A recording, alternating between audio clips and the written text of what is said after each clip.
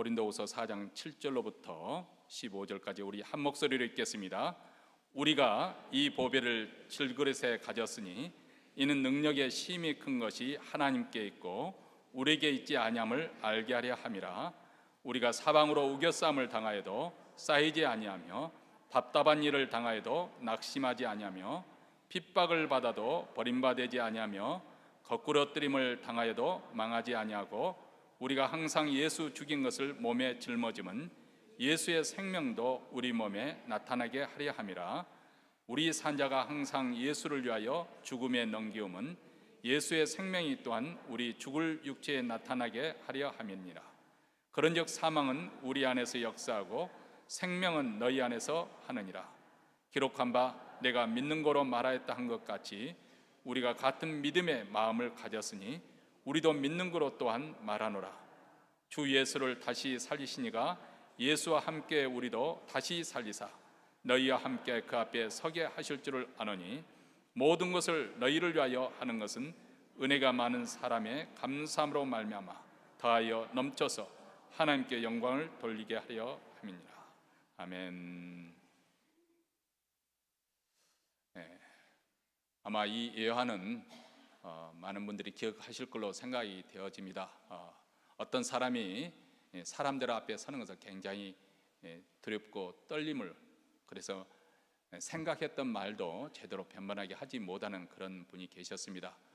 우리 직분자들이 또 재직들이 가지고 있는 맡아서 해야 될 일 중에 하나가 또 대표 기도거든요. 예배 시간에 중요한 하나의 예배 인도자로서 대표 기도를 하게 되는데, 대표 기도하는 것이 사실 어떤 분에게는 굉장히, 어떤 분이 아니라 모든 분들에게 쉽지 않은 일입니다.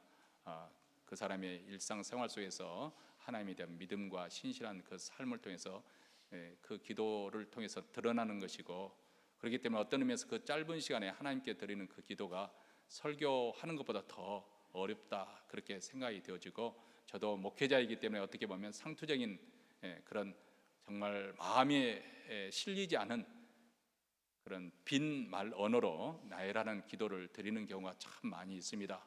늘 부족함을 느끼면서 이렇게 기도하게 되는데요. 그런데 어떤 분에게는 이렇게 사람들 앞에 서는 그런 경험이 없어서 이 강단에서 올라와 대표 기도하는 것을 굉장히 힘들어하는 그런 분들이 계십니다. 이것은 또 이렇게 훈련을 통해서만 극복이 되어지는 것이고, 또 무엇보다도 하나님께 기도함을 통해서 담대함을 달라고 기도 이렇게 준비하는 가운데 극복이 되어지는데, 아마 이분도 사람 앞에 서기만 하면은 뭘 말해야 될지 잊어버리는 그런 사람이었습니다. 근데 어느 날 어느 집회에 가보니까 강사분이 아주 유능하게 유창하게 너무너무 말을 잘하는 거예요. 부럽고 또 나도 저렇게 되었으면 얼마나 좋을까, 그런 생각이 되어서 집회가 끝나고 나면 그 강사를 찾아갔답니다. 내가 이러한 문제가 있는데 어떻게 하면 당신처럼 사람들 앞에서 떨지 않고 말을 잘할 수 있을까요? 그랬더니 그 강사분이 비결을 하나 가르쳐 주겠다고 그러면서 속삭이듯이 말씀을 해주기를, 다른 것이 아니고 강단에 올라가기 전에 캐시, 현금을 양주머니에 빵빵하게 집어넣고 강단에 서면은 절대 떨리지 않을 것이다, 그렇게 비결을 가르쳐 주더라는 거죠. 돈이 있으면 사람이 마음이 든든해집니다. 뭐 세상 사람들이 말이죠. 세상 사람들은 정말 돈이 많으면은 자신감이 생기고, 또 자기의 지위가 높아지면은 또 사람들 앞에서 당당하게 나서지 않습니까? 그리고 세상에서 가지고 있는 그 가치 기준에 따라서 출세했다, 성공했다 하면은 정말 뭔지 모르지만은 자기 사는 데 있어서 더 자신감을 가지고 일하는 것은 분명한 사실입니다.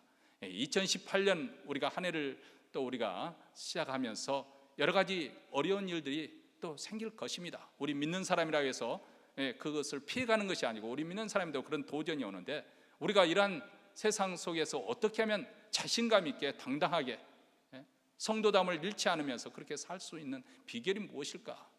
우리는 세상 사람들 것처럼 그런 어떤 돈의 힘을 통해서든지, 아니면 세상의 어떤 내 지위의 높이를 통해서든지, 아니면 세상에 가지고 있는 어떤 건강의 힘이든지 뭐 이런 것을 가지고 내가 당당하게 자신감 있게 살아가는 것이 아니고, 우리 신앙인의 당당함은 어디서부터 오는 것인가?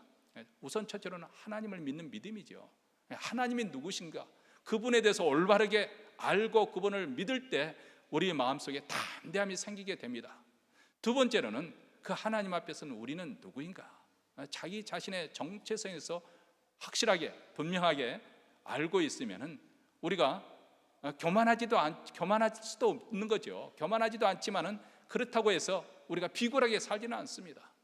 우리가 자신 있게 당당하게 살 수가 있습니다. 오늘 본문에서 사도 바울은 우리 인생을 질그릇에 비유를 하고 있습니다. 값비싼 도자기를 말하고 있는 것이 아니고 정말 보잘것없는 그런 질그릇에 비유를 하고 있습니다. 깨지기 쉬운 그런 질그릇입니다. 프랑스의 유명한 화가 빈센트 반 고흐라는 분이 계시지 않습니까?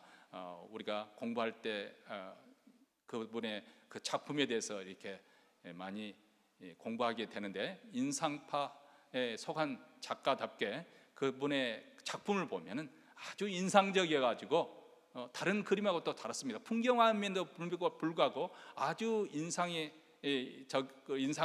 적인 그런 그림을 이렇게 그렸기 때문에 보고 난 다음에도 이렇게 머릿속에 잔상이 남을 만큼, 나중에 알고 보니까 이분이 이제 좀 인생에 있어서 어려움을 겪다 보니까 정신분열 그런 증세를 있고, 그리고 생애를 자기 스스로 목숨을 끊는 그런 경우로 했지만은, 어쨌든 이분이 그 젊었을 때 탄광에서 강부로 그렇게 일을 했다고 합니다.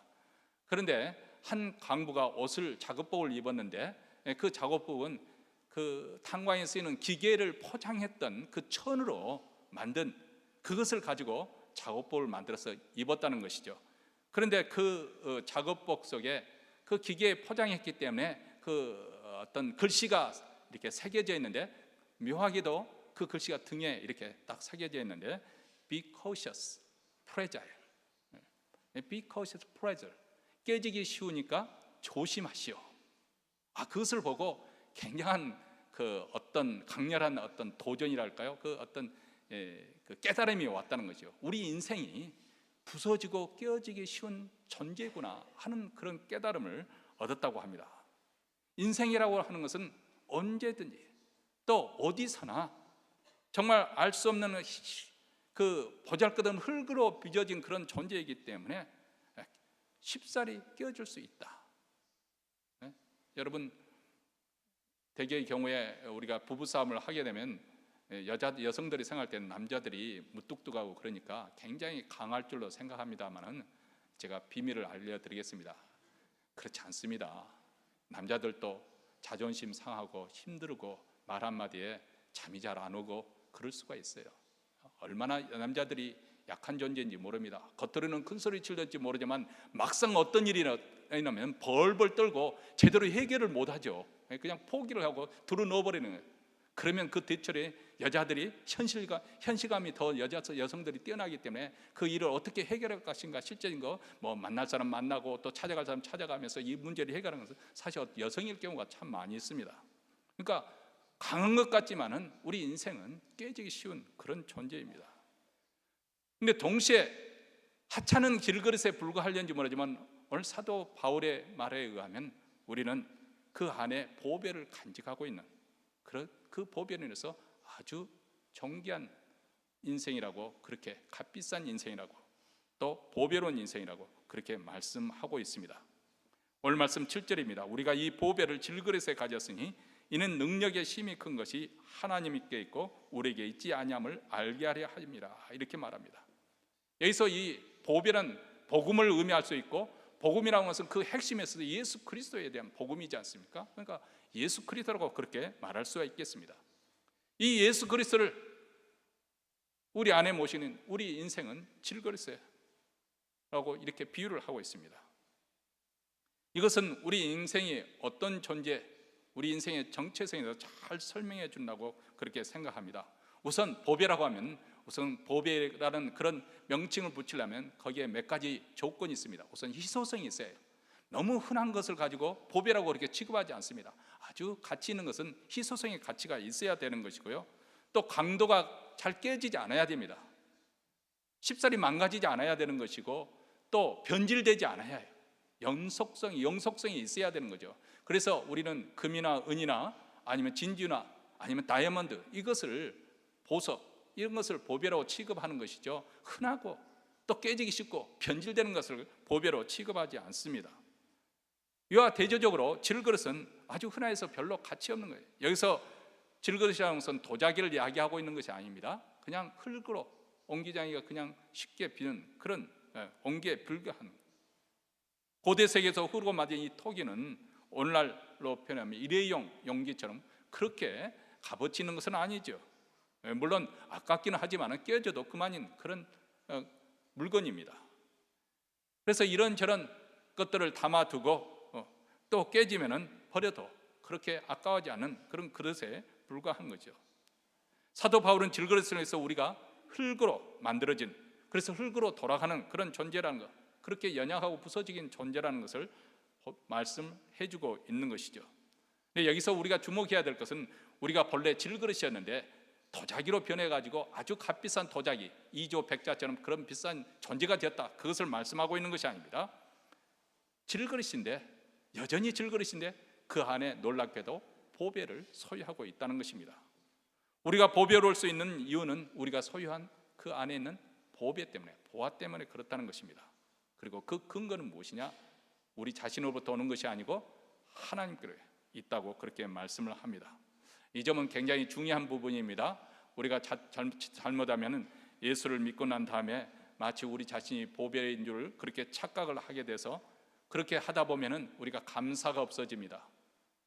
우리 자신들이 어떤 미천한 존재였는지, 하나님을 만나기 전에 어떤 위치에 있었는지 이것을 분명히 하고 있어야 하나님의 은혜가 크게 느껴지고, 그리고 그러한 은혜를 우리가 항상 누릴 수 있고 감사할 수가 있는 것인데, 우리가 마치 원래부터 보배로운 존재인 양 그렇게 생각을 하게 되면 우리는 더 이상 하나님께 대한 감사가 없어지게 됩니다.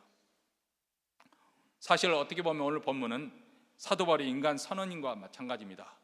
사도 바울은 어떻게 보면 신앙인으로 봤을 때는 우상처럼 떠받들어야 될 그런 존재였습니다. 영적 거인이죠. 여러분, 사도 바울이 쓴 그 서신서를 보세요. 누가 그렇게 영적인 진리를 포착해가지고 진술할 수 있겠어요? 물론 하나님께서 계시로 영감을 주셔서 쓴 것이기는 하지만 어쨌든 그 진리를 포착해가지고 2000년이 지난 오늘에게도 기독교의 초석이 될 만한 그런 신약성경의 절반을 그가 썼습니다. 그리고 지중원을 중심한 로마족의 모든 대도시에 곳곳에 사도 바울이 들어가서 복음을 전파하고 민족들을 통해서 교회를 세운, 그래서 어떻게 보면 참으로 대단한 영적 거인이죠. 누구나 다 우러러 볼 수 있는 그런 사람입니다. 마치 그 사람은 그렇게 태어난 것처럼 사람들이 그를 넘사벽으로, 나는 도저히 그 사람 뛰어넘을 수가 없는 그런 사람으로 취급하기 쉬운데, 오늘 말씀에 의할 것 같으면 나도 철인이 아니라는 것입니다. 나는 슈퍼맨이 아니다. 나도 너희와 똑같은 질그릇과 같은 그런 인생이라는 것을 지금 선언하고 있는 것이죠. 그런데 이처럼 질그릇에 불과해서 잘 부서지고 보잘것없지만은 예수님은 보배와 같이 귀하고 가치가 있어서 영원한 그분을 우리 마음에 두고 있기 때문에 우리가 존귀한 인생이 될 수 있고 보배로운 인생을 살 수가 있는 것이죠. 예수님이 어떤 분이신가 성경은 우리에게 증언을 해주고 있는데, 특별히 골로새서 2장 3절에 보면 그분 안에, 예수님 안에는 신성이 들어있다는, 하나님의 신성, 그리고 모든 지혜와 그리고 청명과 그리고 거룩과 구원이 그분 안에 있다고 그렇게 말합니다. 한마디로 그 보화, 감추인 그 보화, 사람들이 이것저것 필요한 것 다 많을 것 같지 않습니까?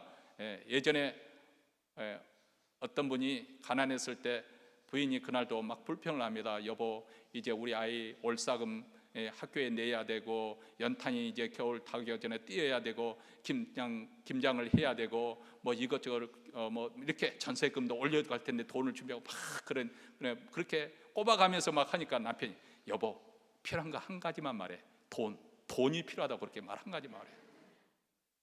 세상에 필요한 거 많이 있지만은 예수 그리스도 한 분, 그분을 제대로 발견한 사람은 최고의 보물을 소유한 사람이에요. 복음서에 보면, 특히 요한복음에서 보면 예수님에 대해서 그분이 어떤 분이냐는 것을 생생하게 여러 모양으로 잘 묘사를 해주고 있습니다. 우선 우리 인생의 생사복을 주관하시는 그런 분이라는 것을 표현을 해주고 있죠. 생명의 주가 되신다.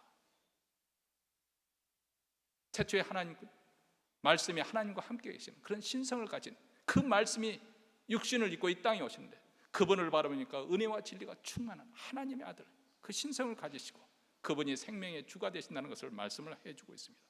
그리고 목마른 인생에게 생수를 줄 수 있는 그런 분이십니다. 배고픈 자에게 생명의 떡이 되어서 다시는 기가람이 없도록 채워줄 수 있는 분이십니다.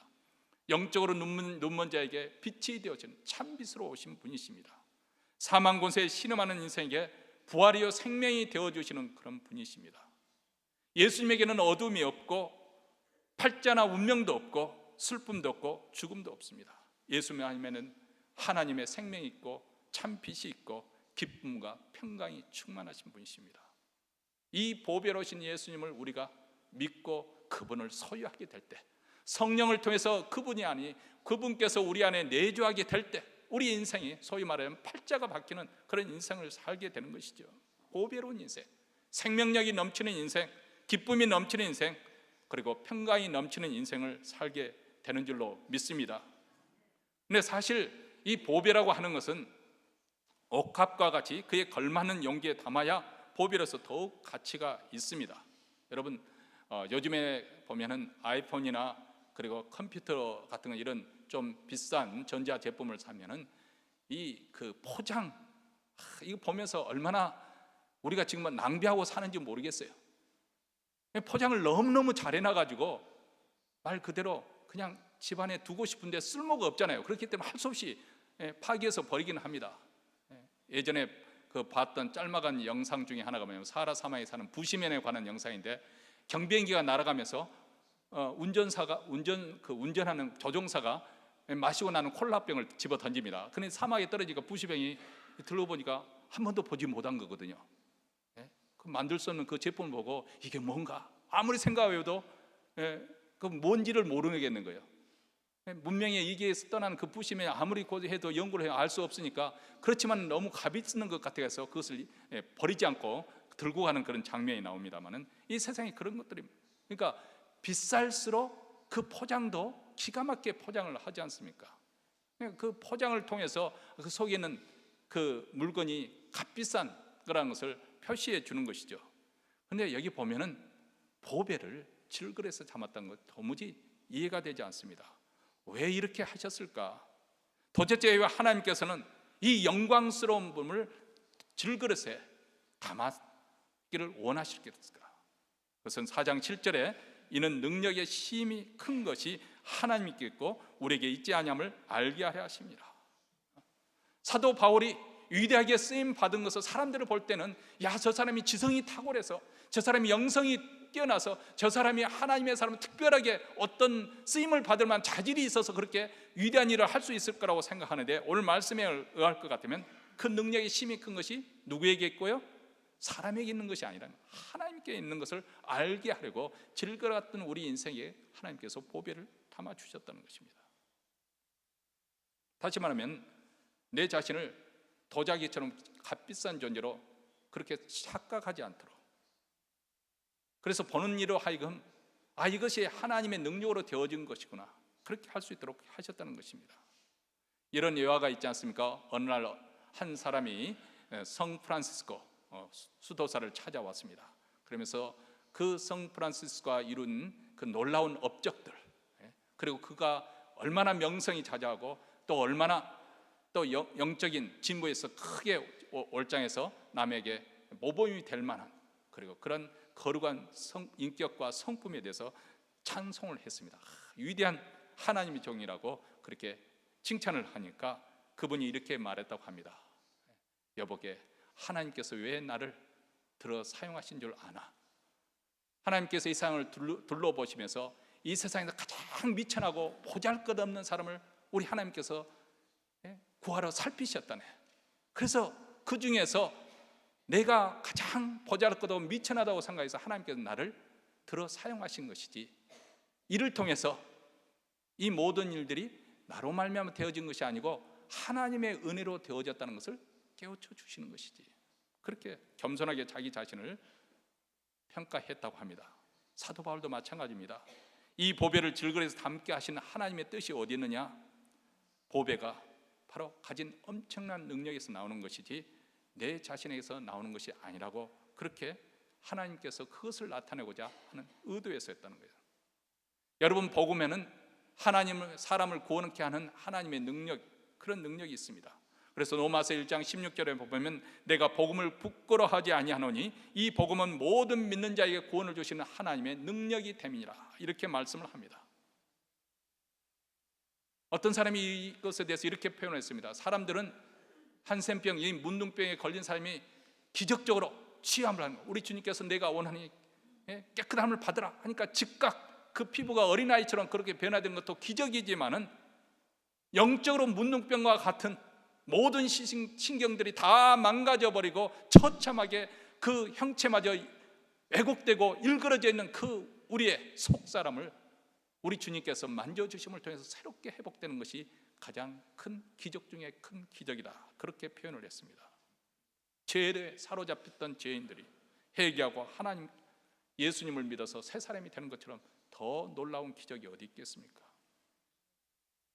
바로 복음에 이런 기적의 능력이 있습니다. 사도 바울이 항상 생명력이 넘치는 그런 인생, 감사와 은혜가 넘치는 인생, 승리하는 인생을 살 수 있는 그 비결은 사도 바울의 유능함에 있는 것이 아니라 바로 보배로우신 그 예수 그리스도를 그 안에 있기 때문에, 그분을 모셨기 때문에, 간직하고 있기 때문에 그렇다는 것입니다.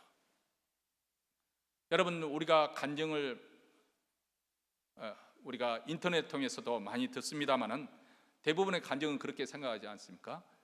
자기 자신이 어떻게 찢어지는 듯한 그런 가난 속에서, 극심한 가난 속에서 있었는지, 또 얼마나 무지한지, 얼마나 배울 기가 없었는지, 그리고 내가 죽을 병에 들어가서 정말 내일을 알 수 없는 생사를 넘는 가운데 있었는지, 이런 시절로부터 거슬러 올라갑니다. 그때 내가 얼마나 큰 죄인이었는지, 이것을 강조하면 할수록 사람들은 더 감동이 되는 거죠. 그런 간증이 더 팔리니까 간증하는 사람들도 어떻게 보면 하다 보면은 자꾸 살을 보탤 수 있을 것 같아요. 제가 그분의 과거를 모르니까 그렇다 그렇게 단정할 수 없지만은 그렇게 살을 붙이는, 왜냐하면 큰 죄인일수록, 그래서 내가 그렇게 이렇게 오늘날 이렇게 훌륭한 사람을 변했다, 이 극과 극으로 그 변화된 그 모습을 보이면 사람들이 더 감동을 줄 수 있는 것이죠. 근데 사도 바울은 시종일관 자기 자신이 죄인이었다, 심지어는 내가 죄인 중에 괴수였다, 그렇게 말씀을 하고 있습니다. 왜냐하면 나는 한때 하나님의 교회를 핍박하던, 하나님을 대적하던 죄인이었다는 거예요. 원수됐던 자였다는 거예요. 그런 나를 우리 하나님께서 어떻게 나를 불쌍히 여기서 돌이켜 구원해 주셨을 뿐만 아니라 하나님의 그 은혜의 도구로 나를 들어 사용해 주셨는가. 원수됐던 자를 나를 어떻게 하나님께서 생명을 주실 뿐만 아니라 하나님의 위대한 사도, 이렇게 이방인을 위한 사도로 세워주셨는가. 이것이야말로 참으로 하나님의 놀라운 은혜가 아닐 수 없고, 이것이 사도 바울이 말씀하고자 하는, 집중하고자 하는 그 목표이기도 합니다. 나의 나된 것은 하나님의 은혜로 된 것이지 나의 탁월한 자질 때문에 된 것도 아니고, 나의 뛰어난 헌신 때문에나 노력 때문에 된 것도 아니고, 나의 수고 때문에 이루어진 것이 아니었다, 그 말을 합니다. 사실 강사들이나 또 목사들이 예전 선배 목사님들에 비해서 많이 대접을 받습니다. 대접받는다는 게 좀 우습지만은 어떻게 보면은 그렇게 뭐 고난, 십자가의 길, 가시밭의 길, 그렇게 하기가 좀 민망스러운, 그런 표현이 좀 민망스러울 때가 있어요. 우리도 뭐 교회에서 대접해 주는 것만큼 또 대접받고 하는 것이기 때문에, 예전에는 그렇지 않았죠. 그렇지만 어쨌든 예전에도 고통스럽고 어렵고 힘든 고난의 길, 그래서 성도들도 막상 자기 아들을 목회자로 내어주려고 하면은 마음이 쓰리고 아까워서 그렇게 못하는 경우가 참 많이 있어요. 아무리 목사가 좋아 보여도, 그러면 당신 아들 선교사로 가고 당신 아들 목사 되면 어떠냐 하면은 다 그것 좋아하지 않습니다. 코스타리카에서 그 목회를 그 선교 사역을 오랫동안 해오신 마이크 유언 선교사님, 그 마이크 유언 선교사님이 그런 말씀을 하시더라고요. 그분이 특별히 이 이민교회 1.5세로 잘하셨거든요. 그리고 목사 아들이어서 목사한테는 그 당시 초창기 한국 교회가 굉장히 어지러웠지 않았습니까? 그래서 상처가 많은 분이세요. 그러다 이분도 워싱턴 DC에서 한인사회에 잘 알려질 만큼 좋은 쪽으로 알려진 것이 아니라 좀 깡패 비슷한 사람으로 그렇게 탈선해서 티네이저 때 그렇게 했다고 합니다. 머리도 장발했다가 가죽 장바 입고 오토바이 타고 그렇게 다녔다는 거예요. 그러다가 그분이 예수를 믿고 거꾸라져 가지고 지금 선교사로 헌신해서 그렇게 사역을 하는데, 그래서 특별히 이민교회 2세들에서 하트가 있습니다, 그분이. 그래서 해마다 단기 선교팀이 오면 그들을 데리고 단기 선교만 한 것이 아니라 부흥 집회에서 그들에게 은혜를 끼치고 또 그들의 역사가 일어나도록 그렇게 하는 분이신데요, 그렇게 은혜를 받고 아이들이 나중에 보면은 결단을 한다는 거예요. 선교사님, 저는 뭐 1년 헌신하겠습니다, 2년 하겠습니다, 아니면 내 일생을 하나님께 드리겠습니다, 그래서 선교사로 오겠습니다. 그렇게 헌신한 사람들이 많이 돼요. 그런데 돌아가면 간간무소식이라는 거예요. 왜 그럴까 하면 알아보니까 장로인 아버지가 목사인 부모님이 말린다는 거예요. 선교사라고, 아야, 왜 너가 선교사를 다른 애들이 해야지, 너가 왜 선교사해? 너는 의사 되고 너는 변호사 되고 다들 깼는 거예요. 제 아들이 어렸을 때는 목사 된다고 하더라고요. 목사가 대단하게 보였던가 봐요. 어떤 목사 되냐 할 때 우리 교회 목사가 된대요. 우리 교회가 제일 큰 줄 알았어요. 근데 어느 날 같이 TV를 보니까 한국에 큰 교회에 나오니까 이렇게 큰 기도 있었다는 거예요. 그랬더니 우리 교회 목사 된다는 말을 더 이상 하지를 않더군요. 지금 군인의 길로 가기 위해서 훈련을 받고 있지만 모르죠, 또 하나님께서 어떻게 쓰임을 받을지. 근데 어쨌든 우리 여기 앉은 이영훈 집사님도 제가 알기로는 아들이 목사 된다고 하니까 굉장히 힘들었다고 그래요. 제가 듣기로는 그냥 그 아까운 아들을 죽게 바치려니까 얼마나 아까웠겠어요. 세상길 가서 다 남들처럼 성공하면 그렇게 부모의 마음인데 좀 편한 길로 가면.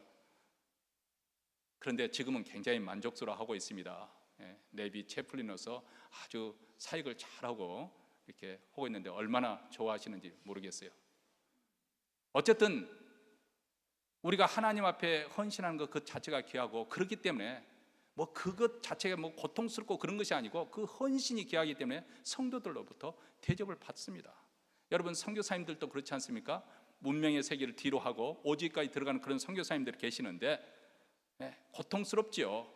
그렇지만 또 현지에 가보면은 그 현지에 있는 그 선교지 그 원주민들이 얼마나 선교사님을 귀한 존재로 이렇게 따라주고 믿어주고 또 이렇게 대접을 하는지 모릅니다. 근데 이렇게 대접받는 이유를 우리 목회자나 선교사나 분명히 알아야 됩니다. 이것이 자기의 잘남 때문에 그런 것이 아니고 우리 안에 예수 그리스도 복음이 있기 때문에 그런 거예요. 복음이. 이것을 잘못 이해하고 착각을 하면 문제가 심각해집니다. 내 안에 계시는 예수님 때문에 내가 보배와 같은 그런 대접을 받는데 자기 자신이 보배인 양 행동을 하게 되면은 교만하게 돼서 나중에 이단 교주처럼 그렇게 되어버릴 위험성이 있는 것이죠. 사도 바울은 자기 자신을 죄인 중에 계시라고 겸손하게 자기 자신을, 몇 개 초창기서가 아니라 나중에 자기의 생의 종말이 점점 다가올 때 그런 고백을 하는 거예요. 다시 말하면 하나님 앞에 가까이 나아가면 나아갈수록 내가 얼마나 죄인이냐, 이 사람이 더 많은 죄를 짓기 때문에 죄인이라고 고백하는 것이 아니고 우리 인생 안에 하나님의 거룩하신 하나님 앞에 인간의 그 부적합성, 적합하지 못한 존재, 부정한 존재라는 것을 더 심각하게 깨달았던 것이죠. 그래서 겸손하게 낮출 수 있는 거예요. 이렇게 악한 죄인임에도 불구하고 하나님께서 나를 들어서 이방인으로 사도로 복음의 역사를 이루게 하셨으니 이것은 내 능력으로 된 것도 아니고 내 노력으로 된 것이 하나님의 은혜가 되어진 것이다. 이것을 강조를 하고 있는 것이죠. 여러분, 세례 요한의 생애가 복음서에 기록이 되어 있습니다. 그의 사역이 얼마나 왕성하게 일어났던지 광야에서 설교를 하는데 온 유대 사방에서 사람들이 몰려오는 거예요. 말 그대로 성공한 목회를 얼마든지 할 수 있는 그런 기회가 되어졌고, 그러니까 어떤 사람이 세례 요한에게 찾아서 당신이 메시아가 아니냐고 그렇게 물었습니다. 나는 그리스도가 아니다. 그러면 엘리야가 아닙니까? 그 당시 엘리야라고 하는 것은 메시아가 오기 전에 선구자로서 아니면 메시아로서 그런 존재로 먼저 올 것을 그렇게 예고를 하고 있는데 당신이 그 메시아가 아닙니까?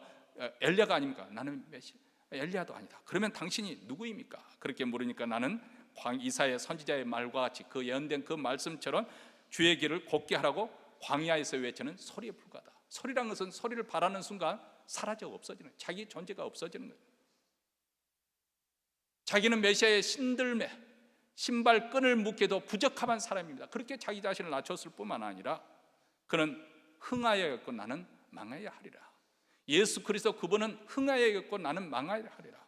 그런 목회 철학, 삶의 철학을 분명하게 가지고 있었습니다. 예수님께서 그 세례 요한을 가르쳐서 여인이 낳은 자 중에서 가장 큰이라고 말씀한 그 이유 중에 하나가 바로 자기의 정체성을 분명히 알고 있었기 때문이 아닌가, 그런 생각을 해봅니다. 여러분, 오늘날 세상이 신봉하는 삶의 철학은 한마디로 표현을 한다면 적자 생존입니다. 우월한 사람만이 살아남는다는 것이죠. 무한 경쟁 시세에 이것처럼 실감되는 그런 삶의 철학이 없습니다. 양육 강식, 강한 자가 독차지하는 그런 세상에서 우리가 살고 있습니다. 이런 세상에서 꼭 필요한 것이 있습니다. 그것은 힘입니다. 힘, 그 능력, 힘력. 이 힘이 권력을 가짐을 통해서 나타나든지, 아니면 돈과 재물을 가지고 통해서 나타나든지, 아니면 그 사람이 가지고 있는 사회적인 지위나 배경을 통해서, 아니면 지식이나 학위를 통해서 나타나든, 어쨌든 요즘에는 미모도 힘이고 인기도 힘이잖아요.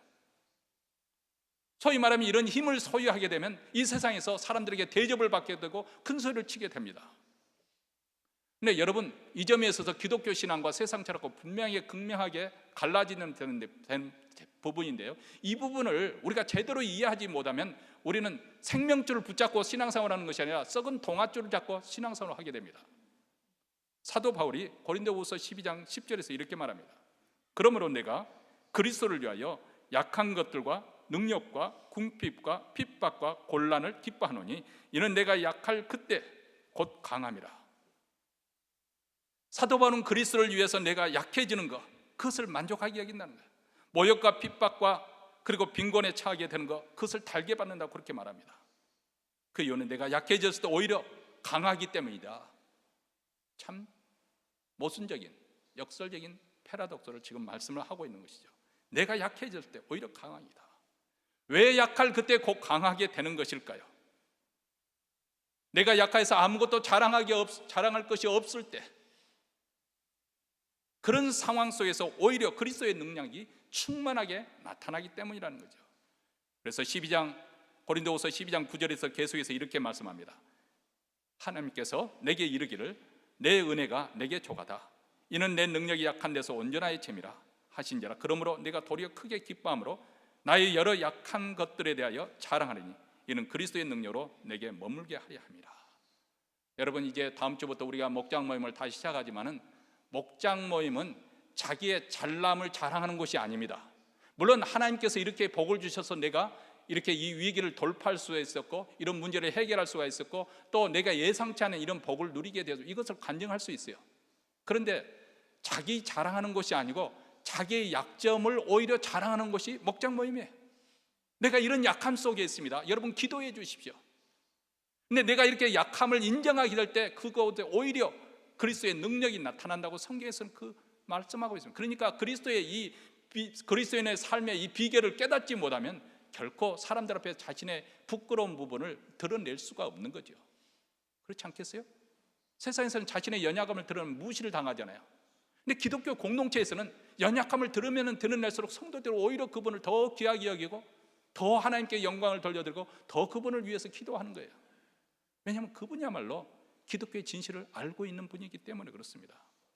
여러분, 왜 하나님께서 이 말씀을 사도 바울에게 주셨는가? 이 사도 바울이 이 말씀을 받은, 계시를 받은 그 배경을 우리가 잠시 이해를 할 필요가 있습니다. 사도 바울은 말 그대로 아주 탁월한 목회자였기도 하고 부흥사였기도 하고 여러 가지 은사가 많은 사람이었어요. 심지어는 그분에게 행주를 갖다가 다른 사람에게 병자에게 얹기만 해도 병에서 나고 벌떡 일어나는 정도, 그 정도의 역사가 나타나고, 근데 본인 자신에게 병이 드는데 그 병이 낫지를 않는 거예요. 사실 사도 바울로 생각을 해보십시오. 그가 그렇게 많은 교회를 세우고 서신을 할 때마다 너무나도 은혜를 끼치는 그런 서신을 쓰고요, 사람들에게 우상처럼 받쳐드는 그런 영적 거인이 아닙니까?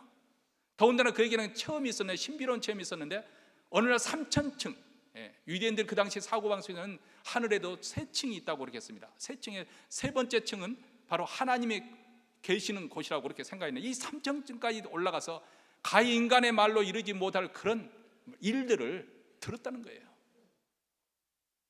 저 같으면 어떻게 할까요?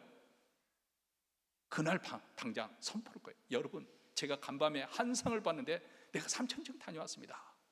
그러면 성도들이 아멘하고, 야, 우리 이 목사 대단한 분이시다, 하나님께서 이런 계시를 주셨구나, 소문을 다 내면은 제 목회가 잘 도움이 될까요? 도움이 되겠죠. 수들은 많이 몰려올 것입니다. 근데 사도 바울은 14년 동안 입 꼭 다물고 있었다는 거예요. 혹시라도 사람들이 자기를 잘못 생각하지 않을까. 내가 전하는 복음을 통해서 예수 그리스도께 초점을 맞춰야 되는데, 이야, 사도 바울이 대단하네. 얼마 전 목회자, 그 교육자, 몬트레이 교육자의 모임 속에서 어느 목사님이 간담회 좀 이야기하시는데, 실제로 있었던 이야기라는 거예요. 어느 교회 그 목사님께서 설교를 하시면서, 그 교회가, 우리 교회는 아직 십자가가 없습니다. 이것 제가 너무 사람들이 십자가 그 형상을 딱 새겨놓은 것에 너무 붙잡혀 있는 것 같아서 저는 지금 의도적으로 아직 하지 않고 있는데요. 뭐 안 하겠다는 것은 아니고, 교회 19년 전인가요? 1999년에 들어왔는데, 하여간 18년 전인가 그때 했는데 하려고 했었어요. 또 헌금한 분도 있었어요. 좀 더 생각을 해보려고 합니다. 어쨌든 그분이 이렇게 십자가를 보면서, 여러분 이 십자가를 보시기 바랍니다. 그래서 이분이 십자가에 나타난 하나님의 사랑, 은혜를 그렇게 나타내려고 그래서 십자가를 보라고 한가 보다 하고 귀를 쫑긋하고 듣고 있었는데, 이 십자가로 말할 것 같으면 지리산 꼭대기에 그 풍상을 지는 그 나무로 만든 십자가입니다, 이렇게 말을 하더라는 거예요. 그래서 사도 바울이 자기가 신비한 체험을 했음에도 불구하고 말하지 않은 거예요. 그런 사도 바울에게 하나님께서 육체의 질병, 육체의 가시, 사단의 사자를 하나님께서 주었다고 그렇게 말합니다. 얼마나 고통스러워요. 이 가시라는 것은 우리가 말하는 조그마한 가시를 이야기하는 것이고, 그 사막에서 자라는 이만한 그런 가시를 말하는 거예요. 얼마나 고통스러웠는지 사도 바울이 3번이나 간절하게 기도했다는 거예요. 근데 하나님께서 내 약한, 내 은혜가 내게 족하다, 그렇게 말씀하시더라는 거예요. 이는 내 능력이 약한 데서 강하여 칩니다. 사도 바울이 유능해서 쓰임받는 것이 아니라는 거예요. 오히려 약함을 통해서. 이 약함이 무엇인가 구구한 설이 있습니다. 시간이 자꾸 길어져서 다 말을 못하겠으면 일설이 하면, 사도 바울이 눈이 문제가 있다. 그 편지 서신에 보면 대서하는 사람이 글씨를 쓰고 난 다음에 마지막에는 마치 사인을 한 것처럼 내가 이렇게 크게 글씨를 쓴 사도 바울이 몇 마디 덧붙입니다. 크게 글씨를 쓴 걸 봐서 아마 눈병이 있었지 않을까. 그리고 갈라디아 서신서를 보면 너희들은 나를 사랑해서 눈이라도 떼어줬을 거야. 아마 사도 바울의 눈이 심각한 것을 보고, 내 눈이라도 떼어줬으면 할 수만 있다면 좋겠다, 그런 것을 봐서 안질에 문제가 있었, 안질병이 걸렸을 거다, 그렇게 추측하는 분도 있고요. 또 다른 추측에, 그 성경학자 추측에 하면 간질일 거라고 그렇게 추측하는 분들이 많습니다. LA에 세들벽 처치라고 아주 큰 교회가 있습니다. 릭 워렌 목사님, 목적이 이끄는 삶, 목적이 이끄는 교회로 해서 수천만 부가 팔렸지 않습니까? 그래서 잘 알려지신 분이에요. 근데 그분이 바로 간질병을 가지고 있어요. 그분의 글에 의하면은 자기는 강단에 설교도 언제 쓰러질 줄 모른다는 거예요. 그래서 항상 대기하는 분이 계시대요. 목사님이 쓰러지면 대신 대타로 하실 수 있는 그런 분을 준비해 놓고 있다고, 그런 이야기를 들었습니다. 여러분 한번 상상을 해보세요. 사도들이 복음을 전하고 있는데 말씀을 한참 전하다가 간질이 나고 잎에 거품을 나고 막 눈을 뒤집고 한다고 생각해 보세요. 은혜가 되겠어요? 아니, 내 병이나 고치십시오. 네 팔자나 고치고 난 다음에 우리에게 뭐 예수 믿으라고 하십시오, 이렇게 나오지 않겠어요? 근데 사도들이 간절히 기도해서 그런 병을 떠나게 해달라고 기도했는데 하나님께 들어주시지 않더라는 거예요. 왜 들어주시지 않느냐? 오히려 내 약함을 통해서 오히려 하나님을 붙들 수밖에 없고, 그런 하나님의 붙드는 믿음을 통해서 하나님의 강함이 나타나고 하나님의 능력이 나타날 수 있기 때문에, 그것이 내 목회 성공의 비결이라는 것입니다. 이건 세상의 방법과 완전히 역설을, 세상의 그 방식을 완전히 뒤집는 기독교의 진리입니다. 이게 바로 십자가의 원리예요. 우리가 능력 있게 사는 비결은 세상적인 조건을 잘 갖춰 있기 때문에 우리가 능력 있게 승리하는 삶을 사는 것이 아니라는 겁니다. 4장 8절과 9절에서 이렇게 말합니다. 우리가 사방으로 우겨쌈을 당하여도 쌓이지 아니하며 답답한 일을 당하여도 낙심하지 아니하며 핍박을 받아도 버림받지 아니하며 거꾸로 뜨림을 당하여도 망하지. 여기 보면 계속해서 대조되는 부분이 있습니다. 세상이 볼 때 우리 그리스도인들은 사방 우겨쌈을 당해서 곧 그것으로서 으깨질 것 같은데 으깨지지 않는다는 거예요. 답답한 일 많이 해서 그것으로 인해서 망가지고 절망할 건데 그것으로 인해서 낙심망하지 않는다는 거예요. 핍박을 받아서 버림받아야 되고 사람들에게 잊혀짐 받을 건데 그렇지 않겠다는 거예요. 핍박서도 우리 하나님께서 함께 해주시고 그 임재 가운데서 거뜬히 이겨낼 수 있다는 거예요. 마지막 거꾸로 뜨림을 당하여도 그것으로 인해서 망하지 않을 것이라는 것입니다. 사실 루스드라는 곳 도시에서 사도 바울이 복음을 전파했을 때 사람들이 화가 나가지고 사도 바울에게 돌을 던져서 돌에서 쓰러졌습니다. 그러니까 사람들이 죽은 줄 알았어요. 그래서 그를 시체를 성 밖으로 끌어냈는데 사도 바울이 벌떡 일어나니 또 들어가서 복음을 전했는 그런 사건이 사도행전 14장에 기록되어 있습니다. 거꾸로 뜨림을 당했지만 결코 망하지 않았습니다. 여러분, 올 한 해도 우리 그리스도인들에게 우겨싸움을 당하는 일이 일어날 수도 있고요, 답답한 일을 만날 수도 있고요, 핍박이나 거꾸로 뜨림을 당할 수가 있습니다. 왜냐하면 우리가 질그릇이기 때문에 그런 일을 겪을 수가 있어요. 우리라고 해서 피해가는 거 아니에요. 우리라고 해서 질병이 피해가는 거 아닙니다. 이 땅에 고난을 우리 그리스도인도 당할 수가 있습니다. 우리 가정에도 일어날 수가 있어요. 그러나 그것으로 해서 두려워할 필요가 없습니다. 우리가 그것을 일부러 불러들일 필요는 없지만은 오면 우리가 그것을 피할 필요가 없어요. 두려워할 필요가 없어요. 왜냐하면 우리 안에 보배로신 예수 그리스도 그분이 계시기 때문에 그렇습니다. 그래서 질그릇 안에 있는 보배가 어떻게 역사에서 우리로 하여금 승리의 삶을 살게 하는가? 10절로부터 이렇게 표현을 하고 있습니다. 우리가 항상 예수 죽인 것을 몸에 짊어짐은 예수의 생명도 우리 몸에 나타나게 하려 함이라. 우리가 산자가 항상 예수를 위하여 죽음에 넘기움은 예수의 생명이 또한 우리의 죽을 육체에 나타나게 하려 함이라. 그런즉 사망은 우리 안에서 역사하고 생명은 너희 안에서 역사하네요. 다시 말하면 사도 바울이 목회에 이렇게 성공적으로 선교에 성공적으로 살 수 있는 능력 있게 살 수 있는 비결이 무엇인가? 항상 예수의 죽은 것을 몸에 짊어짐을 통해서. 이 표현은 단회적으로 한번 그런 사건이 아니라 항상 매일 그리스도께서 죽음을 나의 죽음으로 여기고 내가 제사에 대해 죽고 세상에 대해 준 그 죽음을 인정하고 고백함을 통해서 그러므로 우리 안에 예수의 생명이 나타나게 하려는 것이다. 자신의 고난과 그리스도의 고난, 자신의 죽음과 그리스도의 죽음을 깊게 이렇게 연합되어 있다는 것을 이렇게 표현을 해주고 있습니다. 우리가 세상에서 별 볼 일 없이 무시당하고 핍박당하고 죽임당할 것 같은 위기에 빠졌을 때도 그러나 그것으로 우리는 무너지지 않을 것입니다. 기적적으로 다시 일어나서 우리는 복음의 역사를 이루어야 할 것입니다. 오히려 이러할 때일수록 예수의 생명이, 예수의 능력이 나타나는 참 놀라운 그런 축복이 있다는 것입니다. 그렇기 때문에 여러분, 우리가 세상에 당할 때 고난을 두려워할 필요 없습니다. 그리스도에 있는 것으로 핍박으로 인해서 우리가 그것으로 인해서 물러설 필요가 없습니다. 마치 김장김치와 같습니다.